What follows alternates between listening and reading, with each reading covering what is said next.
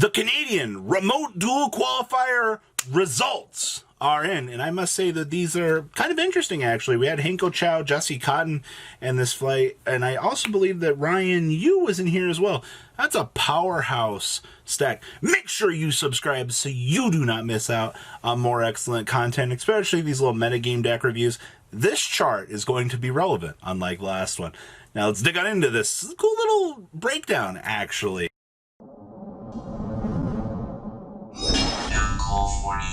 This is a very metagame-centric list, actually. So we have 5 Drytron, of which we're going to be covering Jesse Cotton's list for you guys here momentarily on this. But I looking at this stuff, though, this is very interesting. Like, I haven't seen a straight even breakdown for Virtual World versus Drytron in a little while. Now, we are heading on into Blazing Vortex. Blazing Vortex is going to be giving us the new Pot of Disparity card. So, will these results be disparity? Actually, it's prosperity now. Gosh dang, name changes, they ruin the meaning of the cards. We'll probably see a little bit more Rogue pushing up. I've been really pushing that Zephyra archetype, if you guys haven't noticed. But with that being said, though, as we're heading on into the release of that new set, though, you're still clearly seeing here that Drytron, Virtual World, pre-metagame shift. I mean, it's not like anything really changes, but Drytron and Virtual World still going to be those top 2 contenders that you're going to have to beat out in today's metagame, all right? The best players are pushing for Drytron to be the best deck, but it is nice to see, though, that Virtual World did get some high love. I mean, like I said, the deck's greatest weakness is itself. You literally draw, you're like, I bricked, gosh darn it, time to walk away. Now, the Rogue. What we actually really care about here, Hanko Chow played Praying Kids. Now, I didn't include his list in this. There's a TCG Player article up if you guys want to go look at it.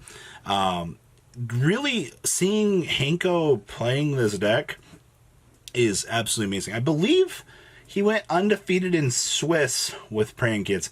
I might have went undefeated the whole tournament. Don't fact check me on that, but he did relatively very well with it. And I've said in previous videos, wherever time exists in the game of Yu-Gi-Oh!, Praying Kids will always be there. And where there's Praying Kids, it's really weird. The deck is literally the monster that goes into time and just ruins people's days. Now, we had a Dragonmaid list, and this is all pre-Pot of Prosperity coming out. The OCG's been abusing Dragonmaids for quite a little while here. We'll talk more about Milano's list here, but interesting stuff, actually, to see Dragonmaids. And in the same Rogue category, we also had Unchained. Unchained has been the Rogue carry for many players, all right? This deck grinds crazily well. And I could see in a much slower format that you could see some sort of power monster that you're going to have to deal with because Unchained's floatability is nuts. Same thing here. We actually had a Red Eyes, Eldritch, oh man, Shadal deck, the previous incarnation that we were seeing a little while ago showing up in the metagame, actually made an appearance at this event as well. We'll cover that in a second. Actually, no, we don't have that one for this. Just kidding. All right. We also had Phantom Knights and Infernoble Knights. Now, we do have the Infernoble Phantom Knight like combo hybrid that's kind of been, I guess, tearing up the format and like the roguish tables. And then regular old Phantom Knights. So, I guess your real difference here is you're still using the Phantom Knights in both decks. The other one is a little splash of Infernoble Knights for your package. Yeah, I know. Life is weird in terms of those dimensions. So that being said, though, this metagame is pretty much what we expected it to be. There's no real crazy things going on here. This is just how the format has set itself up. So, yay, Drytron and Virtual World. I mean, literally, they're the 2 best decks. Everything else is Rogue. We're just continuously seeing how Rogue can kind of counterpick these decks. And we're going to pass it on over to the deck profiles and some very interesting stuff in terms of ratios and development. I don't think you guys know how excited I am to continuously see Dragonmaid actually doing something. And Milano actually made top 16 out of the qualifier playing this beauty. So much like the previous variants, we still have cool combo potential and things revolving around Mr. Boot Sector Launch. It is a card that you actually get to go resolve off of our good friend Striker Dragon. Alright, keep in mind that Link wanting, because these are all dragon monsters, really good. I also see here that we do in fact have the World Legacy Guard Dragon. Remember, the big difference between the TCG and the OCG, the OCG likes to play more of a control variant with this, but come the TCG, we do kind of push more for a combo variant, especially in terms of the World Legacy Guard Dragons being essential extenders for this. We'll see how this deck changes post Pot of Prosperity. I don't think it's going to be anything too crazy, but the engine still pretty much is floating at the same. I do find it a little bit interesting, though, that we are playing Laundry in this deck. I know a few people have not done that before, but it also gives us access to the new Darl Dragon, so I guess a little bit more access. Also, double Earnest. A lot of builds, I think, we're pushing, what was it, 3 Earnest? So these ratios are alright. I also like the double Hatronade in the side deck down here to push off those back row cards so that you can establish your deck. Also, the 2 copies of the changeover here actually allowing us to kind of play around more of the graveyard disruptions kind of been established in the format. I know a lot of people don't want to deal with graveyard disruption. I know I don't, but it's not like DD Crow's a big relevant threat right now, but Skullmeisters and Bells do exist. Ugh. Weird times. So yeah, this is the Dragonmaid list. I do like this quite a lot. There's a lot of cool combos and things that you can do with this. I know, just all this work to put an Omni-Negate on the field and untidying. It is worth it.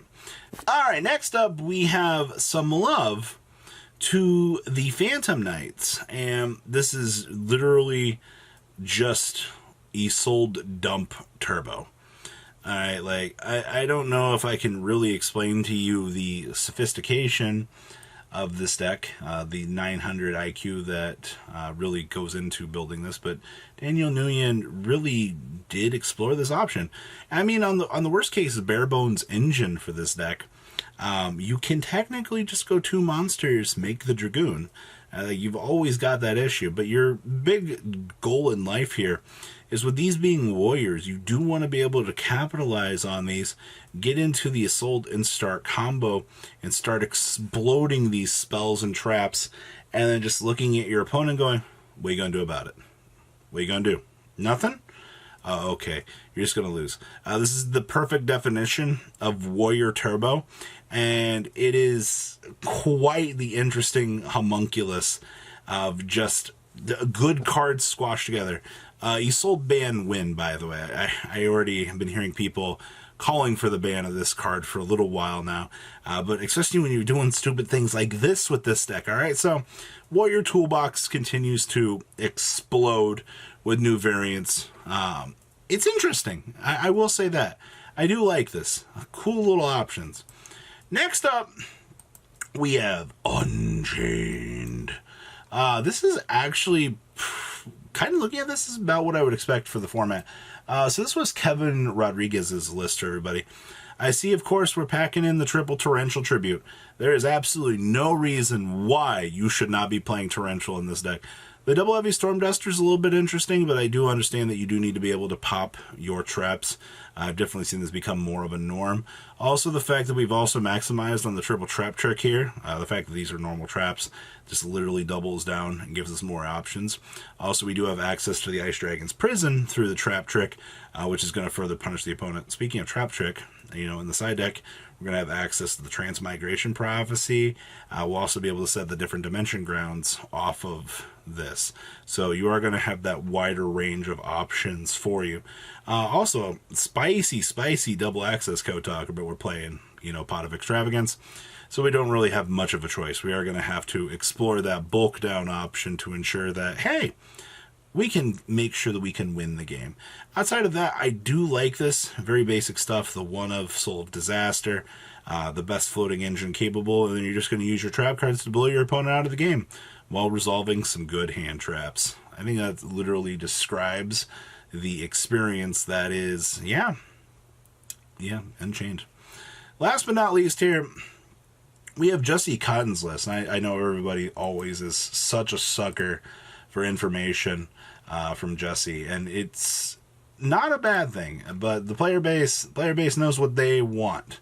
All right, so this is currently what Jesse is doing, and he is playing Draconis. So many people have pushed away from this because it's quote-unquote not good, and I understand that. Also, a lot of people lately have been pushing away from the Vanities Ruler. So we do have a nice little pushback here from Jesse playing the Ruler and playing the Draconis in the deck. Also, Jesse is playing 43 cards with the triple extra Foolish Burial to kind of get that extra push going here because, okay, so pay half of your life, you get to send a monster from the extra deck to the graveyard. So you get to drop the Herald, and it's going to act as another extender. Downside is we don't have Diviner of the Herald just yet in this deck. It's not much of an issue per se, but yes, Jesse... outside of, the few things, I know a few people have been pushing out the Herald. The Vanities Rule seeing a little bit less play, and this is almost like taboo to people to play this. But outside of that, I do very, very standard things with this deck. Not a lot of crazy things that really come up, but this is Jesse Cotton's current iteration out of literally like 3 days ago. So guys, make sure you subscribe so you do not miss out on, well, deck reviews and things like this. And I'll see your beautiful faces back here later on in the day for some more cool stuff. See you guys later on in the day. Peace out. Thank you, patrons, for making the ride never truly end. Without you guys' support, well, I would probably be doing Truffle Shuffle videos for a living. Guys, please check out VanCall40 for all of your Cardfight Vanguard content brought to you by MCall40. And if you are looking to pick up singles, check out mcallgames.com for your trading card game needs. Thanks for watching, everybody.